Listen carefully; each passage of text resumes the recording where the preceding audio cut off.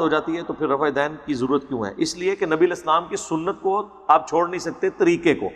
ایک سنت وہ ہے جو نمازوں کے ساتھ سنتیں ہیں، اسی طریقے سے سوموار کا روزہ رکھنا سنت، جمعرات کا روزہ رکھنا سنت۔ یہ سنت طریقے کے معنوں میں نہیں آتی، یہ سنت نبی علیہ السلام کے عمل کے معنوں میں آتی ہے۔ اب فرض نماز ہے، فرض نماز کا ایک ڈھانچہ ہے نا۔ اب اگر میں یہ کہوں کہ فجر کی نماز پڑھنا سنت ہے تو آپ کہیں گے نہیں، فجر کی نماز پڑھنا فرض ہے۔ تو میں پھر اگر آپ سے یہ پوچھوں کہ کیا حضور نماز نہیں پڑھتے تھے فجر کی، تو آپ کہیں گے ہاں پڑھتے، تو پھر سنت بھی تو ہوئی نا۔ یہاں سنت ہوگی طریقے کے معنوں میں، سمجھ آ گئی؟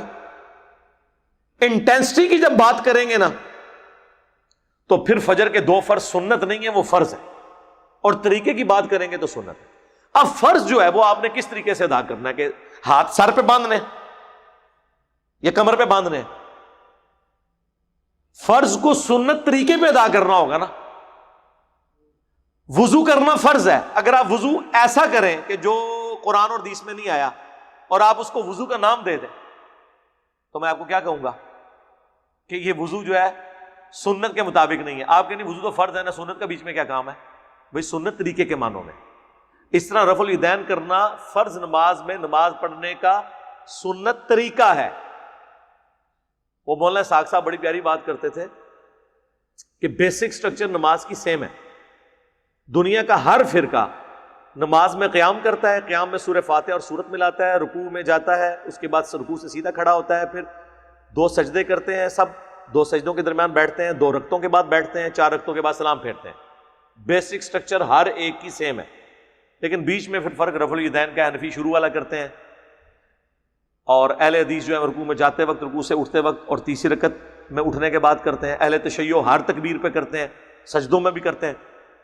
تو انہوں نے کہا کہ رفع الیدین جو ہے نا یہ حسن ہے، اور اس کی مثال یوں ہے کہ ایک بندہ بیٹھا ہوا ہے جس کی ایک ٹانگ ٹوٹی ہوئی ہے، دوسرے کی بازو ٹوٹی ہوئی ہے، تیسرے کی آنکھیں نکلی ہوئی ہیں، لیکن آپ اس کو کہتے ہیں انسان ہی ہے، اور ایک وہ ہے جس کے پورے اعضاء سلامت ہیں۔ تو یہ جو نماز رفع الیدین کے ساتھ ہے یہ مکمل اعضاء کی سلامتی کے ساتھ ہے۔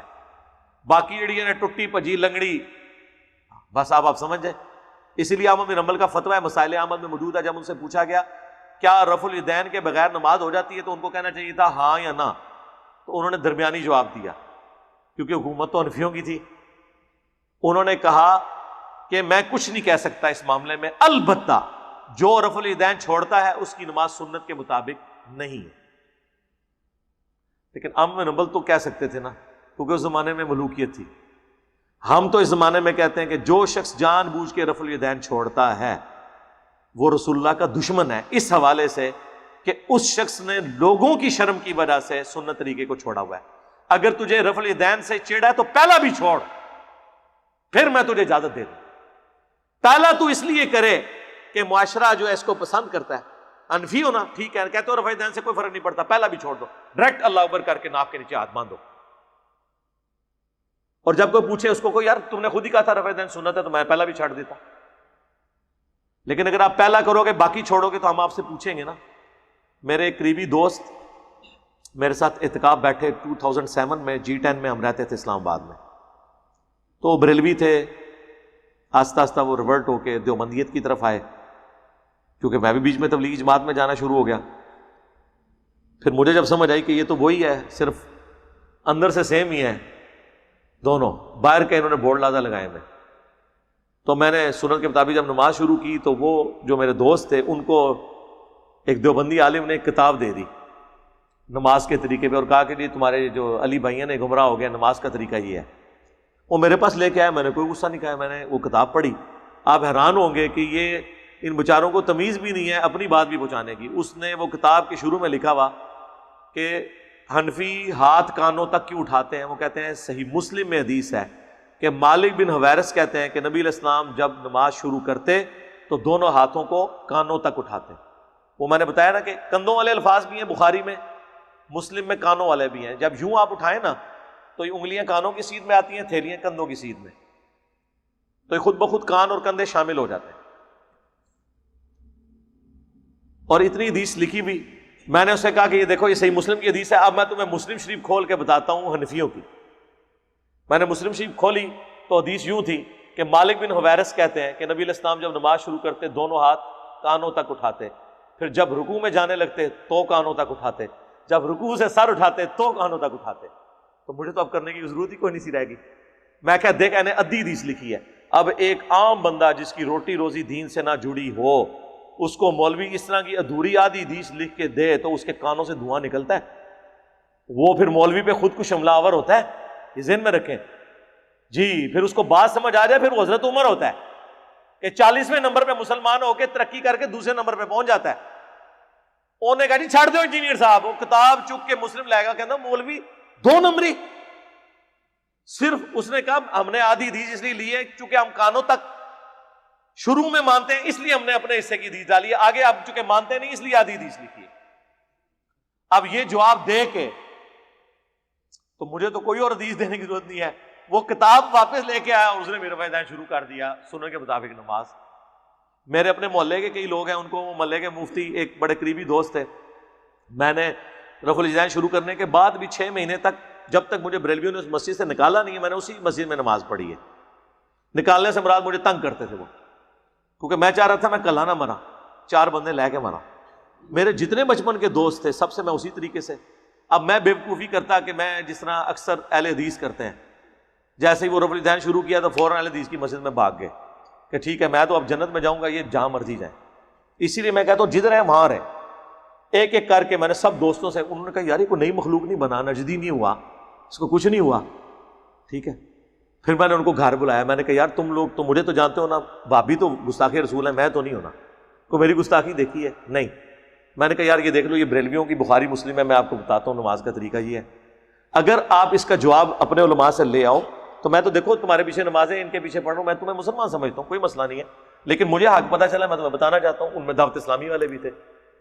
وہ ایک مفتی صاحب کے پاس گئے، انہوں نے کہا جی وہ گھوڑوں کے دموں والی حدیث ہے صحیح مسلم میں. میں نے اسے صحیح مسلم دی، میں نے کہا، انہوں نے تو کہنا ہے، میں اے پڑھ اے لکھی ہے وچ جا کے انہوں نے دکھا. وہ مفتی 25 سال سے وہاں پہ پڑھا رہا تھا. اس نے جب حدیث پڑھی نا، اور اس کے اوپر امام نبوی کا باب تھا کہ سلام پھیرتے وقت جو ہے وہ ہاتھوں کو اٹھانا اور نماز میں سکون کرنے کے معاملے میں، وہ تو سلام پھیرتے وقت صحابہ کرام ایک دوسرے سے ہاتھ بھی ملا لیتے تھے. حدیث جابر بن سمورہ والی، انہوں نے جب پوری پڑھی اس میں اینڈ میں لکھا ہے کہ نبی علیہ السلام نے ہمیں کہا کہ اپنے ہاتھ زانوں پہ ہی رکھو. کوئی گھوڑوں کے دموں والی حدیث ہمیں بتائے نا، ہم بڑے خوش ہوتے ہیں، ہمیں پتا ہوتا ہے اب یہ رفع الیدین شروع کر دے گا. کیونکہ جب وہ پڑھے گا نا کہ تو سلام پھیرتے وقت رفع الیدین تھا، وہ تو چانڈا سے بھی رفع الیدین ہی ہوتا ہے، ہاتھ اٹھانا.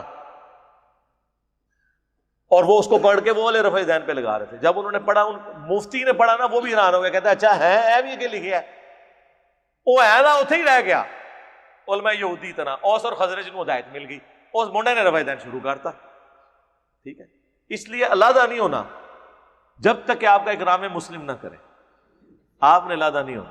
اور اب اگر اکرام مسلم بھی کوئی کرے نا، کوئی مسئلہ نہیں ہے. ہمارے کئی لوگ ہیں جن کو تحریک لبیک والوں نے تنگ کیا، یہاں فون کیا جی علی بھائی یہ کرتے ہیں. ہم نے کہا کوئی مسئلہ نہیں ہے، ایک اپلیکیشن لکھ دیں کہ ایک نان اسٹیٹ ایکٹر تنظیم، ایک کلعدم تنظیم کا نمائندہ مجھے کرتا ہے. وہ تو پولیس والے تو تیار بیٹھے ہیں ان سے پیسے کھانے کے لیے. کوئی جو بندی بریلوی اہل حدیث شیعہ آپ کو مسجد میں نماز پڑھنے سے منع کرے، ایک اپلیکیشن لکھ کے دیں. آپ صرف اس کو یہ کہہ بھی دیں کہ میں اپلیکیشن لکھنے لگا ہوں، آندہ وہ آپ کو تنگ بھی نہیں کرے گا. وہ زمانے گئے. یہ اب زمانہ ہے رد الفساد اور ضرب عزب کا. الحمدللہ یہ ہماری قوم اور خصوصاً پاک فوج کی قربانیوں کی وجہ سے بڑے حالات نارملائز ہو گئے ہیں، ورنہ یہ مولوی دہشت گرد تھے. ہمارے محلے میں ایک بھائی ہیں، انہوں نے رفع الیدین کے ساتھ نماز شروع کی. آج تک کبھی میرے نہ درس میں آئے ہیں وہ، نہ کسی پروگرام میں آئے ہیں، صرف ویڈیوز میں. اور وہ کٹر جدی پشتی دیوبندی تھے، اور چونکہ وہ سٹرانگ تھے ان کو وہ کچھ کہہ بھی نہیں سکتے تھے. تو وہ مولوی تقریر کر رہا ہے، اب نام تو نہیں لے سکتا، ڈرتے ہیں نا، چندے ان سے کھاتے ہیں نا کہ کچھ لوگ آئے نہیں، کر رہے ہیں، یہ کر رہے ہیں. اور اس نے کہا کہ مولانا صاحب میں آپ کی بڑی عزت کرتا ہوں. اچھا وہ بھی کیا کرتا تھا، مولوی صاحب تقریر کر رہے ہوتے تھے، جا کے پہلی صاحب میں. اب سارے لوگ دیکھ رہے ہیں کہ ملک صاحب بھی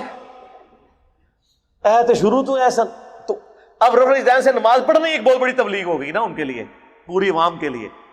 تو لوگ کہتے ہیں نا مولوی نو یا کچھ نہیں کچھ کہندا، انہیں پھر تقریر کر چھڑی. کہڑے کرتے ہیں اپنی مسجد جا کے نماز پڑھو. انہیں سلام پھر کے ان کا حضرت صاحب یہ ساری اپنی مسجد ہے.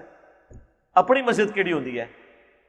یا تو اتنے لکھ کے لاؤ نا تسی کہ اتنے صرف تھوڑے فرقے کا بندہ. یہ کون لکھ کے لگا سکتا؟ یہ تو لکھ کے لگاتے ہیں یہاں کا امام جو ہے وہ اس مسلک سے ہوگا, مقتدی کا کہیں نہیں لکھا ہوتا. ہاں پھر اس نے کہا کہ دیکھیں مولانا صاحب میں آپ کی بڑی عزت کرتا ہوں, میں نے آپ سے قرآن پڑھا ہے, آپ میرے استاد ہیں, میں آپ کا اتنا احترام کرتا ہوں کہ میں آپ کے ساتھ کچھ مس بہیو نہیں کروں گا. آئندہ آپ نے حرکت کی تو میں چپ کر کے تھانے میں اپلیکیشن دوں گا. تھانے والے جانے, اور آپ, میں نہیں چاہتا کہ میں آپ کے ساتھ کچھ کروں کیونکہ میں آپ کی عزت بہت کرتا ہوں. تو تھانے والے پکڑیں گے. پھر وہ جب عمرے کے لیے جانے لگے تو وہ مولانا صاحب کو ملنے آئے, کہنے لگا حضرت آپ جا رہے ہیں نا تو مہربانی کریں, وہاں تو آپ مکے مدینے سے اسلام پھیلانا, وہاں سے آپ فتویٰ لے کے ہیں کہ یہ رفع الیدین کے ساتھ نماز کا طریقہ ختم ہو چکا ہے, میں چھاڑ دیا گا. تو بڑی حکمت سے معاملات کو ٹیکل کیا جا سکتا ہے.